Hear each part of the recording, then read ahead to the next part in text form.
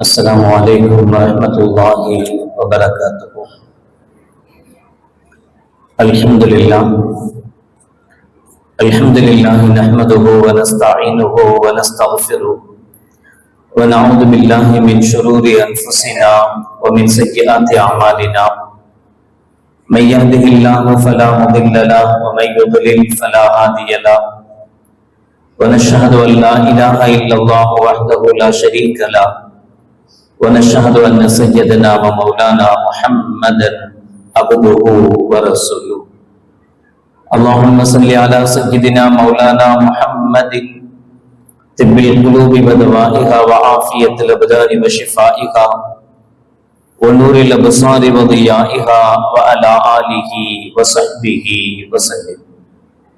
أما بعد، فقد قال الله تعالى في القرآن العظيم الفرقان المجيد: أعوذ بالله من الشيطان الرجيم، بسم الله الرحمن الرحيم. اهدنا الصراط المستقيم صراط الذين أنعمت عليهم غير المغضوب عليهم ولا الضالين.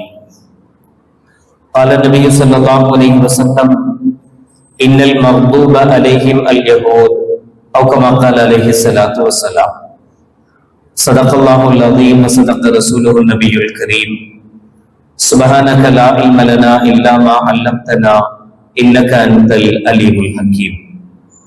رب اشرح لي صدري ويسر لي أمري واحلل عقدة من لساني يفقهوا قولي. إن أريد إلا الإصلاح ما استطعت وما توفيقي إلا بالله. புகழ் அனைத்தும் அல்லாஹ் ஒருவனுக்கே உரித்தாகட்டுமாக. சலாத் என்னும் கருணையும் சலாம் என்னும் ஈடேற்றமும் ஈருலக சர்தார் எம்பெருமானார் ரசூலை கரீம் ஸல்லல்லாஹு அலைஹி வஸல்லம் அவர்கள் மீதும், அவர்களுடைய அடிச்சுவடுகளை கடுகளவும் பிசகாது வாழ்ந்து வந்த உத்தம சத்திய சஹாபாக்கள், தாபிஈன்கள், தபா தாபிஈன்கள், நபிமார்கள், வலிமார்கள், ஷஹீதுகள் மற்றும் நம் அனைவர்கள் மீதும் ஏனைய இஸ்லாமியர்கள் மீதும் என்றென்றும் நிலவட்டுமாக. ஆமீன்.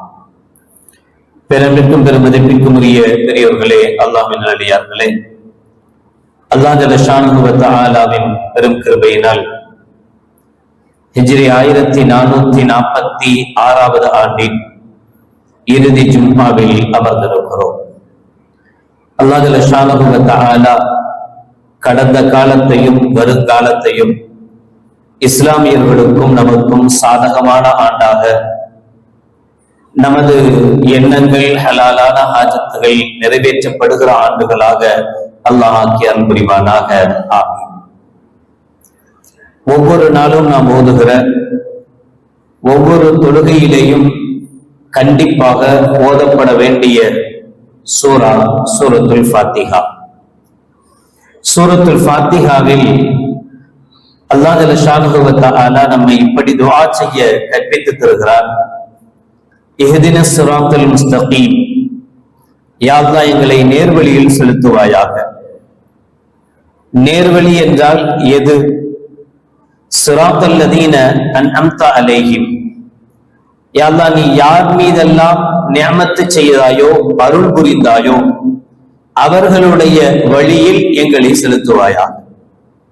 அவர்கள் யார் என்பதை வேறொரு இடத்திலே அல்லாஹ் சொல்வான்: ஸிராத்தல் லதீன அன்அம்த அலைஹிம் மினன் நபிய்யீன வஸ்ஸித்தீகீன வஷ்ஷுஹதாஇ வஸ்ஸாலிஹீன். இப்படிப்பட்ட நல்லோர்களுடைய வழியில் எங்களை செலுத்துவாயாக என்று கேட்பதோடு, எதெந்த வழியில் சென்றுவிடக் கூடாது என்பதையும் அல்லாஹ் கேட்கச் சொல்வான்: கைரில் மக்தூபி அலைஹிம் வலல்லாலீன். யாரின் மீது உன்னுடைய கோப பார்வை விழுந்ததோ அவர்களுடைய வழியில் எங்களை செலுத்தி விடாதே. யார் வழி தவறி போனார்களோ அவர்கள் வழியிலும் எங்களை செலுத்தி விடாதே. எங்களை இவர்களுடைய நல்லோர்களுடைய வழியில் செலுத்து என்று கேட்பதோடு, இந்த தீயவர்களுடைய வழியில் எங்களை செலுத்திடாதே என்றும் அல்லாஹ் ஜல்ல ஷானுஹு வ தஆலா கேட்க சொல்வான். அந்த மஹ்தூபி அலைஹிம், யாரின் மீது அல்லாஹ்வுடைய கோப பார்வை இறங்கியது, அல்லாஹ்வுடைய கோபத்துக்குரியவர்கள் யார் என்பதை கண்மணி நாயகம் ரசூலுல்லாஹி ஸல்லல்லாஹு அலைஹி வஸல்லம் அவர்கள் சொல்லும் போது, இன்னல் மக்தூப அலைஹிம் அல் யஹூத், அல்லாஹ்வுடைய கோப பார்வை இறங்கிய கூட்டத்தவர் அவர்கள் யூதர்கள், யகூதிகள் என நபிகள் நாயகம் ரசூலுல்லாஹி ஸல்லல்லாஹு அலைஹி வஸல்லம் அவர்கள் சொல்வார்கள். உலகத்தில் வாழுகிற சமூகத்தில் சபிக்கப்பட்ட சமூகமாக, நன்றிகட்ட சமூகமாக யூத சமூகத்தை குர்ஆனும் ஹதீஸும் சொல்லி காட்டுகிறது. நம்முடைய பார்வையிலேயும் நமக்கு முன்பு இருக்கிற யூதர்களுடைய வாழ்விலேயும் அவர்களுடைய நன்றிகட்ட தன்மையையும் அவர்கள் உலக மக்களால் சபிக்கப்படுகிற நிலையையும் கண்கூடாக பார்த்து வருகிறோம். ஏன் இவ்வளவு சாபம் அவர்கள் மீது? யாரோ ஒருவன் சிரமப்படுவதை பார்த்து, கஷ்டப்படுவதை பார்த்து நாம் சந்தோஷப்படக்கூடாது என்று சொல்லுகிற மார்க்கம் இஸ்லாம். இவர்களுடைய அழிவுக்கும் இவர்களுடைய சிரமத்துக்கும் கஷ்டத்துக்கும் சந்தோஷத்தை வெளிப்படுத்துவதற்கு என்ன காரணம் என்றால், அல்லாஹ் ஜல்ல ஷானஹு வ தஆலா சொல்கிறான் சூரத்துல் பக்ராவுடைய 2வது அத்தியாயத்தினுடைய பல திருவசனங்களில் யூதர்களுடைய நன்றிகட்ட தன்மை குறித்து அல்லாஹ் விளக்குகிறார். அதில் முதலாவது சொல்வான், யா பனி இஸ்ராயீல் ذكروا نعمتي التي أنعمت عليكم وأني فضلتكم على العالمين. பனு இஸ்ரவேலர்களே, யூதர்களே, நான் உங்களுக்கு செய்த நியாமத்துகளை, அருளை நீங்கள் நினைத்து பாருங்கள். வஅன்னி ஃபضلتكم على العالمين, அகிலத்தார்களிலேயே உங்களை தான் நான் சிறப்புப்படுத்தினேன், சிறந்தவர்களாக நான் வைத்திருந்தேன். ஒரு காலத்தில் அதிகமான நபிமார்கள் பனு இஸ்ரவேலர்கள் யூதர்களுடைய சமூகத்தில் இருந்து அல்லாஹ் ஜல்ல ஷானஹு வ தஆலா தந்திருக்கிறார். அப்படிப்பட்ட சிறப்பை கொடுக்கப்பட்ட அந்த யூத சமூகம் அல்லாஹ்வுடைய சாபத்துக்குரிய சமூகமாக, நன்றிகட்ட சமூகமாக மாறி போனதனுடைய காரணத்தை குர்ஆனுடைய பலதரப்பட்ட நிகழ்வுகளின் மூலமாக அல்லாஹ் ஜல்ல ஷானஹு வ தஆலா சொல்லி காட்டுவார். ஃபிரௌன் என்கிற கொடூரமான அரசனிடத்தில் மாட்டிக்கொண்டிருந்த யூத சமூகத்தை மூசா அலைஹிஸ்ஸலாத்து வஸ்ஸலாம் அவர்கள் மூலமாக அல்லாஹ் ஜல்ல ஷானஹு வ தஆலா பாதுகாப்பளித்து, அவர்கள் நைல் நதியில் அகப்பட்டு கொண்ட போது கூட அல்லாஹ் ஜல்ல ஷானஹு வ தஆலா அவர்களை தப்பிக்க வைத்து பாதுகாப்பளித்து, ஃபிரௌனை அதே நைல் நதியில் இவர்களுடைய கண்களுக்கு முன்னால் இவர்கள் பார்க்கும் நிலையில் எதிரியை அழித்து, இப்படியெல்லாம் அல்லாஹ் ஜல்ல ஷானஹு வ தஆலா இந்த யூதர்களுக்கு எவ்வளவு அருள் செய்ய முடியுமோ, எவ்வளவு நன்மைகள் செய்ய முடியுமோ, எவ்வளவு அவர்களுக்கு பாதுகாப்பு அளிக்க முடியுமோ அவ்வளவு பாதுகாப்பையும் அல்லாஹ் கொடுத்தார். இவ்வளவு அருள் செய்யப்பட்டிருக்கிற சமூகம் இந்த அளவுக்கு அல்லாஹ் நமக்கு உதவி இருக்கிறானே என்று நினைத்து அல்லாஹ்வுக்கு அவர்கள் எவ்வளவு நன்றிக்குரியவர்களாக, நன்றி உள்ளவர்களாக இருந்திருக்க வேண்டும். ஆனால் அவர்கள் செய்ததை குர்ஆனில் அல்லாஹ் பல இடங்களில் சொல்கிறான்.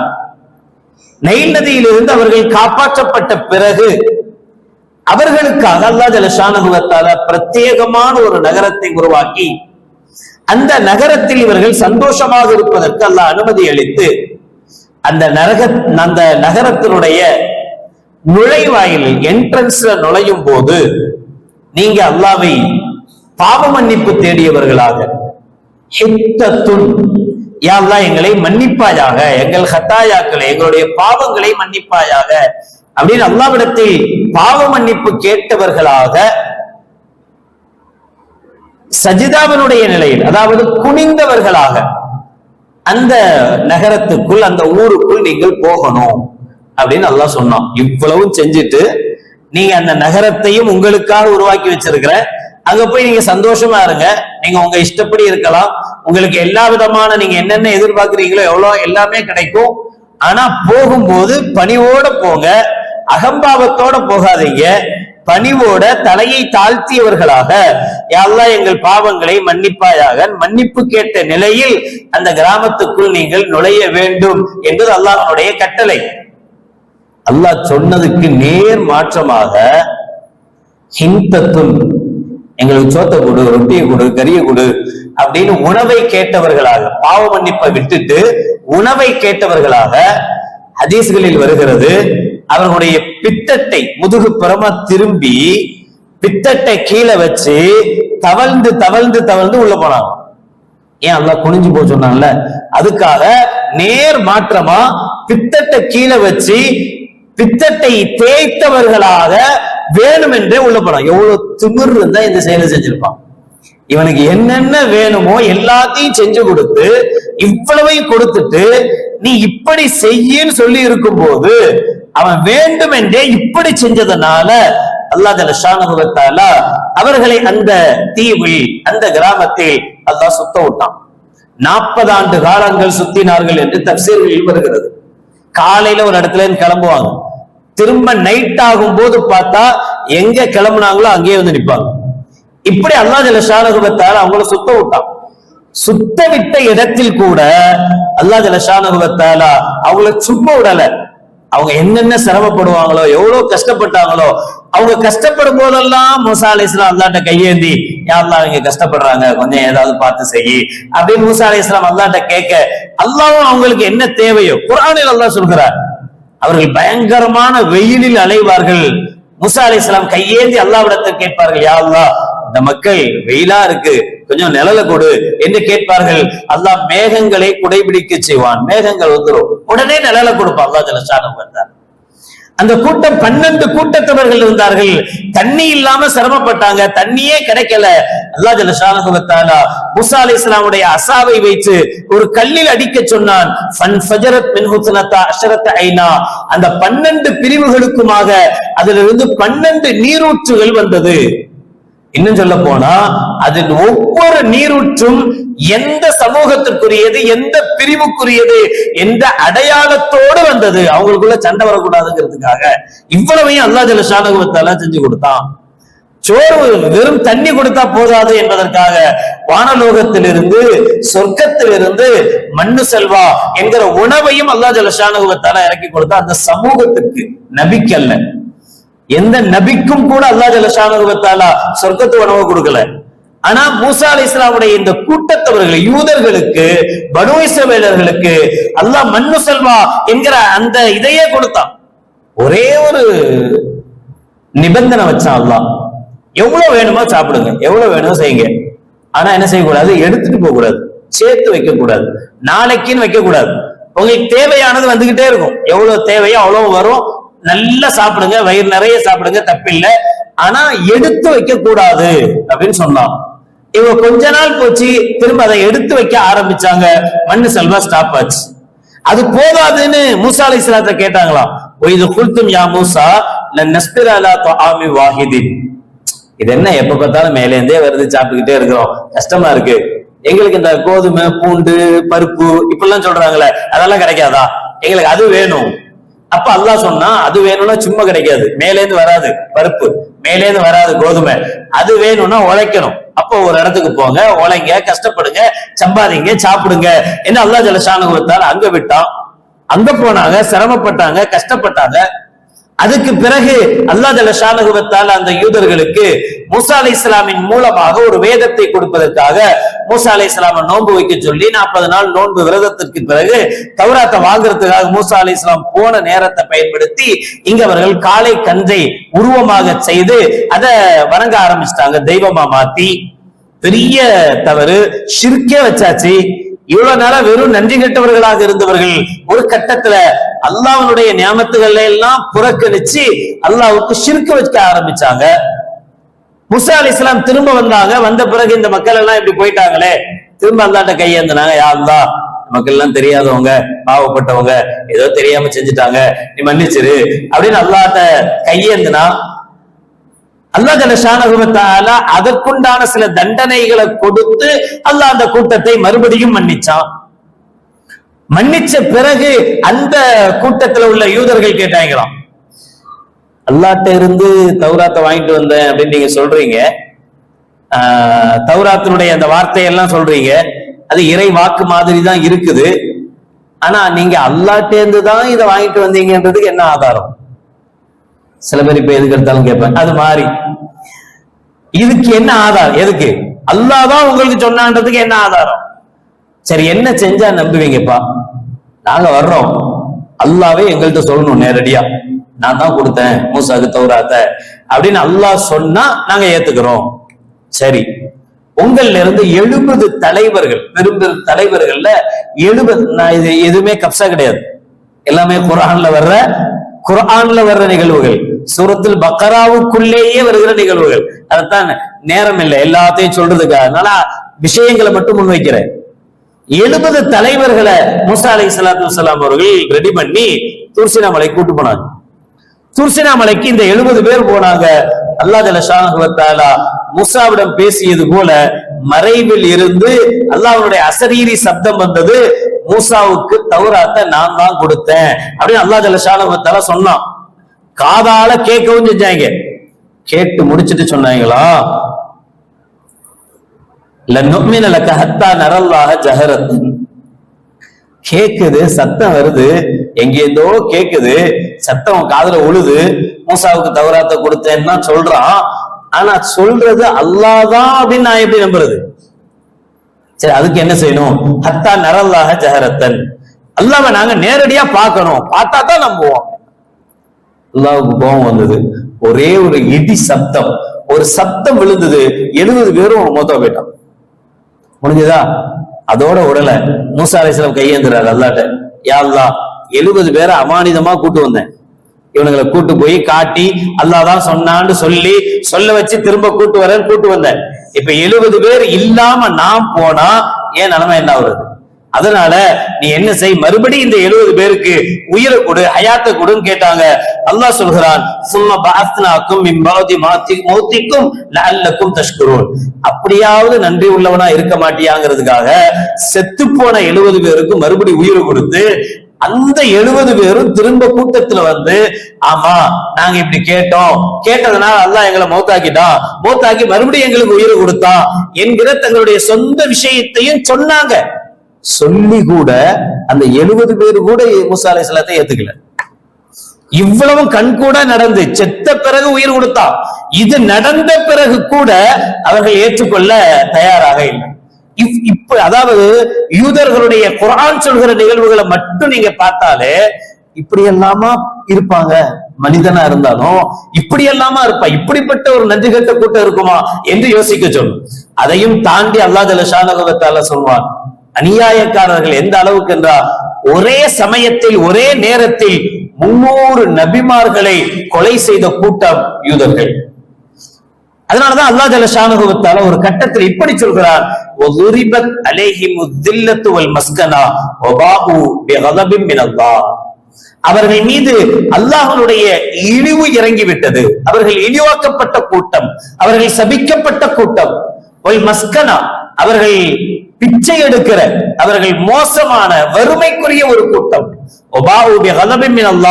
அவர்கள் அல்லாஹ்வுடைய கோபத்துக்குரிய கூட்டம் என்று அல்லாஹ் ஜல்ல ஷானஹு வ தஆலா சொன்னார். அப்துல்லாஹ் இப்னு மஸ்ஊத் ரலியல்லாஹு தஆலா அவர்கள் சொல்கிறார்கள், கானத் பனு இஸ்ராயீல் தக்துலு ஃபில் யௌமி 300 நபிய்யின், ஒரே நாளில் 300 நபிமார்களை கொன்றுவிட்டு சும்ம யகூமு சூக் பக்லிஹிம் மின் ஆஹிரின் நஹார், ஒண்ணுமே நடக்காத மாதிரி அவங்க வேலையை செய்ய போயிடுவாங்களாம். பஜாருக்கு போவாங்களாம், பஜார்ல போய் வியாபாரத்தை பார்க்க ஆரம்பிச்சிருவோம். 300 நபிமார்களை காலையில கொண்டுட்டு கொஞ்ச நேரத்திலேயே அதனுடைய சுவடு கூட இல்லாம, அதை பத்தி கொஞ்சம் கூட அந்த குற்ற உணர்ச்சியே இல்லாம அவன் தான் வேலையை பார்க்க போயிடுவான் என்று அப்துல்லாஹ் இப்னு மஸ்ஊத் ரலியல்லாஹு தஆலா அவர்கள் கண்மணி நாயகம் ஸல்லல்லாஹு அலைஹி வஸல்லம் வார்த்தையை பதிவு செய்வார்கள்.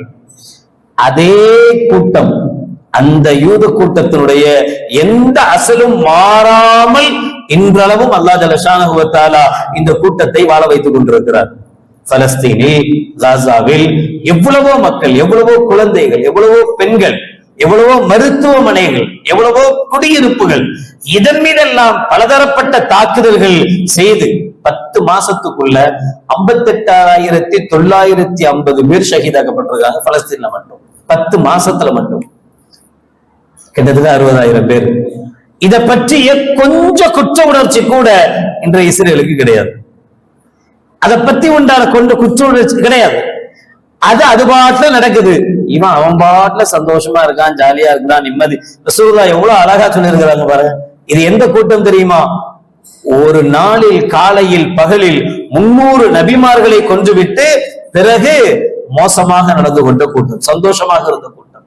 இன்னா கத்தல்னல் மஸீஹ் இப்னு மரியம், நாங்கள் தான் ஈசாவை கொன்றோம் என்று மார்தட்டிய கூட்டம் என்கிறான் அல்லாஹ் ஜல்ல ஷானஹு வ தஆலா. ஒரு நபியை கொன்றது மட்டுமல்ல, கொன்னது தப்பு, கொன்னது மட்டுமல்லாம நான் தான் கொண்டோம் என்று மார்தட்டிய ஒரு கூட்டம். ஈசா அலைஹிஸ்ஸலாமை அல்லாஹ் காப்பாற்றினான் என்பது வேறு. ஆனால் அவர்களுடைய கணிப்பின் பிரகாரம் ஈசாவை நாங்கள் கொன்றோம், ஒரு நபியை கொன்றோம் என்று மார்தட்டிய ஒரு கூட்டம். அந்த கூட்டத்தினுடைய அதே புத்தி, அதே மனோபாவம் இன்றளவும் தொடர்கிறது. கண்மணி நாயகம் ரசூலுல்லாஹி ஸல்லல்லாஹு அலைஹி வஸல்லம் அவர்கள் மக்காவிலிருந்து மதீனாவுக்கு வந்தப்ப, மதீனாவில் அவுஸ் ஹஸ்ரஜ் என்கிற 2 கூட்டம், இஸ்லாமிய மதீனாவை பூர்வீகமாக கொண்டவர்கள், மதீனாவாசிகள், மதீனாவை பூர்வீகமாக கொண்டவர்கள் அவுஸ் ஹஸ்ரஜ் என்கிற 2 கூட்டம். யூதர்கள் வந்தேரிகளாக மதீனாவுக்குள் வந்து பிறகு மதீனாவில் இருந்த இந்த அவுஸையும் ஹஸ்ரஜையும் தன்னுடைய இலக்காக மாற்றிக்கொண்டு தனக்கு சேவை செய்கிறவர்களாக மாற்றியது. ஆல்ரெடி வந்த கூட்டம் பனு கைனுகா, பனு நலீர், பனு குரைலா, 3 யூத கூட்டங்கள். இந்த 3 யூத கூட்டமும் மதீனாவில் இருந்த அன்சாரிகளிடத்தில், மதீனாவில் இருந்த அவர்களிடத்துல வட்டிக்கு கொடுத்து, பணம் எப்ப தேவையோ அப்ப கொடுப்போம், வட்டியும் முதலமா திரும்ப வாங்குவோம். அது எங்க கொண்டு போய் நிப்பாட்டுன்னு உங்களுக்கு தெரியும். ஹதீஸ்களில் தெளிவாக நபிகள் நாயகம் ரசூலுல்லாஹி ஸல்லல்லாஹு அலைஹி வஸல்லம் அவர்கள் சொல்கிறார்கள், வரலாறுகள் சொல்கிறது, அன்றைய மதீனா வாசிகளை பொறுத்தவரை அவர்கள் வீட்டில் ஒரு திருமணம், ஒரு பெண்ணுக்கு திருமணம் முடிக்கிறது, அவனுடைய தகப்பன் இவனிடத்தில் வட்டி வாங்கி இருந்தால் அந்த பெண் இந்த யூதனோடு உறவு கொண்ட பிறகுதான் தன்னுடைய திருமணமான கணவனோடு உறவு கொள்ள முடியும். இந்த அளவுக்கு அயோக்கியத்தனமான நிகழ்வு மதீனாவில் நடந்து கொண்டிருந்தது. கண்மணி நாயகம் ரசூலுல்லாஹி ஸல்லல்லாஹு அலைஹி வஸல்லம் அவர்களுக்கு முன்பாக ஸல்லல்லாஹு மதீனாவுக்கு வந்தாங்க. மதீனாவுக்கு வந்த உடனே இந்த யூத கூட்டத்தினிடத்தில் ஸல்லல்லாஹு உடன்படிக்கை செஞ்சாங்க. ஏன்னா அவங்க அதிகமா இருந்தாங்க.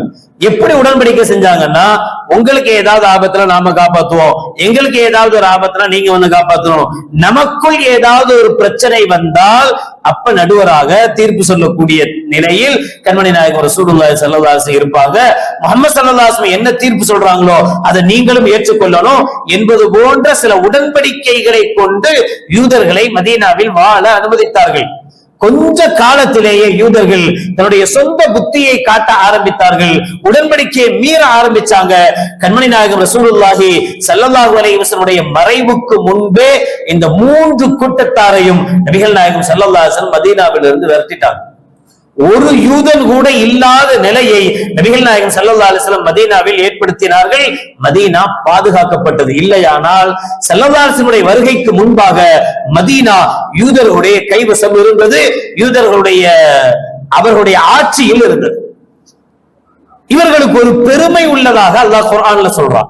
வகாலத்தில் யஹூது வன் நஸாரா நஹ்னு அப்னாஉல்லாஹி வ அஹிப்பாஹு, நாங்க தான் அல்லாஹ்வுக்கு பக்கத்து வீட்டுக்காரன்னு சொல்ற மாதிரி நாங்கெல்லாம் அல்லாஹ்வுடைய பிள்ளைங்க, கடவுளின் குமாரர்கள், நாங்கெல்லாம் கடவுளுடைய பிள்ளைகள். வ அஹிப்பாஹு, நாங்கள் கடவுளுக்கு ரொம்ப நெருக்கமானவர்கள், பிடிச்சமானவங்க நாங்க தான். இன்றைய பிராமணர்கள் சொல்ற மாதிரி பல வாரியா வச்சிருக்கனால நான் தான் கடவுளுக்கு ரொம்ப பக்கம் அப்படின்னு சொல்றானே, அதே மாதிரியான கொள்கை கொண்டவர்கள் இந்த யூதர்கள். இவ்வளவு மோசமான எண்ணம் கொண்டவர்கள். 2ஆம் உலக போரினுடைய காலகட்டத்துல ஹிட்லர் 50 லட்சம் பேர் யூதர்களை கொன்னுட்டு ஒரு சில யூதர்களை விட்டுட்டு ஹிட்லர் சொன்ன வார்த்தை, இவங்களை ஏன் நான் விட்டுட்டு போறேன் அப்படின்னா, பின்னால் வரக்கூடிய ஒரு கூட்டம் நிச்சயமா ஹிட்லர் ஒரு கொடும்பாவி, ஹிட்லர் மோசமானவன், 50 லட்சம் பேரை கொன்னுட்டான் அப்படின்னு சொல்லுவீங்க. ஆனா அப்படி சொல்லும் போது நான் செஞ்சது சரிதான் அப்படின்னு நீங்க உணரணும்னா இந்த கொஞ்சம் பேரை நான் விட்டுட்டு போறேன், இவனுங்களை பார்த்து நீங்க கத்துக்குங்க. இவனுங்களே இந்த ஆட்டம் போட்டா அவனுங்க எவ்வளவு ஆட்டம் போட்டிருப்பாங்க, அப்ப நான் செஞ்சது சரியா தப்பான்னு நீங்க உணர்வீங்க அப்படின்னு ஹிட்லர் என்ன வார்த்தையை சொல்லிட்டு போனானோ அதை அனுபவபூர்வமாக உணர்ந்து கொண்டிருக்கிற தருணம். அந்த காலகட்டத்துல ஒரு வரலாறு எழுதுறாங்க. ஒரு 3 யூத சிறுமிகள் ஒரு வீட்டு வாசலை போய் தட்டுறார். ஒரு தாய் வந்து கதவை திறக்கிறார். யூத சிறுமிகள் 3 பிள்ளைங்க நிக்கிறாங்க. ரொம்ப பசிக்குது, ரொம்ப கஷ்டமா இருக்கு, சாப்பாடு கொடுங்க அந்த சிறுமிகள் கேட்டாங்க. அந்த தாய் அந்த 3 பிள்ளைங்களையும் உள்ள கூப்பிட்டுக்கிட்டாங்க. ஆல்ரெடி இந்த பெண்ணுக்கு இந்த தாய்க்கு ஒரு 3 பிள்ளைங்க உண்டு, பொம்பளை பிள்ளைங்க. இந்த பிள்ளைங்களையும் உள்ள கூப்பிட்டுட்டாங்க. 6 பேருக்கும் சாப்பாடு கொடுத்தாங்க. 6 பேரும் சாப்பிட்டாங்க. 3 குழந்தைகள், அந்த யூத குழந்தைகள் விஷம் கக்கி செத்து போயிட்டாங்க சாப்பிட்ட உடனே. கொடூரக்கார தாய் இல்ல. ஆனா செத்த பிறகு அந்த தாய் சொன்னாலாம், நான் என்னுடைய 3 குழந்தைகளை காப்பாத்திட்டேன். இதுதான் என் அர்த்தம். நான் என்னுடைய 3 குழந்தைகளை காப்பாத்திட்டேன். இல்லன்னா இந்த பிள்ளைகள் என்ன, என் பிள்ளைய, என் குடும்பத்தை எல்லாத்தையும் அழிக்கிறதுக்காக வந்தவங்க. இதே நிலைதான் இஸ்ரேல்ல பலஸ்தீனை ஆக்கிரமித்து இஸ்லாமியர்கள் மீது செய்த எல்லா விஷயங்களும் இந்த அடிப்படையில் செய்யப்படுகிற விஷயம். காசா ஹுமானிட்டி ஃபவுண்டேஷன் மூலமாக வசதி இல்லாத காசாவினுடைய சாப்பாட்டுக்கு வழி இல்லாதவர்களுக்கு உணவு கொடுத்து கொண்டிருந்த நிலையில் 78 பேரை ஆயுதங்களால் சுட்டுக் கொள்கிற, ஆயுதங்கள் மூலமாக கொல்லப்படுகிற இஸ்ரேல் மிக மோசமாக அநியாயக்காரன் அழிந்தே தீரணும் இல்லையா? நாம் யாருக்கு என்ன அநியாயக்காரன் யாருன்னு ஸல்லல்லாஹு அலைஹி வஸல்லம் அவர்கள் சொல்வார்கள், அடுத்தவனுடைய சிரமத்தை பார்த்து கஷ்டப்படாத, அல்லாஹ் அவனுக்கு நல்லதை கொடுக்கட்டும் துஆ செய். அதான் நம்மளுடைய நிலை, அதுல மாற்று கருத்து இல்ல. ஆனால் ஒரு அநியாயக்காரன், உலகமே நல்லா இருக்கணும்னா 10 பேர் சாவணும்னா அந்த 10 பேர் செத்தா உலகம் நிம்மதி அடையும். அமைதிதான் இந்த உலகத்துக்கு வேணும். இந்த உலகத்தில் பலதரப்பட்ட கொள்கை உடையவங்க, மதம் உடையவர்கள் எவ்வளவு பேர் வாழ்றாங்க. ஆனா யாரும் யாரின் மீதும் எந்த விதமான காழ்ப்புணர்ச்சியும் இல்லாம லக்கும் தீனுக்கும் வலிய தீன் என்கிற அடிப்படையில அவனுடைய மதத்தை சார்ந்து, அவனுடைய கொள்கையை சார்ந்து வாழ்ந்துகிட்டு இருக்கிறான். ஆனா ஒரு கூட்டம் எல்லோரும் அழிந்து நான் மட்டும் வாழணும்னு நினைக்கிற ஒரு கூட்டம் உலகத்தில் இருக்குன்னா அது யூத கூட்டம். எனவேதான் ஒட்டுமொத்த உலகும், இஸ்லாமியர்கள் என்று மட்டுமல்ல, சாதாரணமாக யாரெல்லாம் இந்த கண்ணோட்டத்தை, இந்த விஷயத்தை உள்வாங்கி இருக்கிறார்களோ எல்லோரும் சொல்கிற வார்த்தை, அநியாயக்காரன் அழிந்தே தீர வேண்டும். அநியாயக்காரன் அழிந்தால் ஒட்டுமொத்த உலகத்துக்கும் சுபிட்சம் கிடைக்கும், ஒட்டுமொத்த உலகமும் நிம்மதியாக வாழ முடியும் என்கிற நிலை வருகிற போது அநியாயக்காரர்களுக்காக கரம் ஏந்த வேண்டும், அநியாயக்காரர்களுடைய அழிவை எதிர்பார்க்க வேண்டும். அல்லாஹ் ஜல்ல ஷானஹு வ தஆலா உலகின் அமைதியை கெடுக்கிற அநியாயக்காரர்களை அழிப்பானாக. நல்லவர்களுக்கு மிக விரைவில் அல்லாஹ் வெற்றியை தருவானாக. யார் அநீதத்திற்கு எதிராக போராடுகிறார்களோ அவர்களுடைய கரங்களை அல்லாஹ் ஜல்ல ஷானஹு வ தஆலா வலுப்படுத்துவானாக. ஒட்டுமொத்த உலகத்திலேயும் மிக விரைவில் அமைதி திரும்ப அல்லாஹ் ஜல்ல ஷானஹு வ தஆலா வழிவகுப்பானாக. வாஹிர் தஅவானா அல்ஹம்துலில்லாஹி ரப்பில் ஆலமீன். அஸ்ஸலாமு அலைக்கும் வ ரஹ்மத்துல்லாஹி வ பரகாத்துஹு.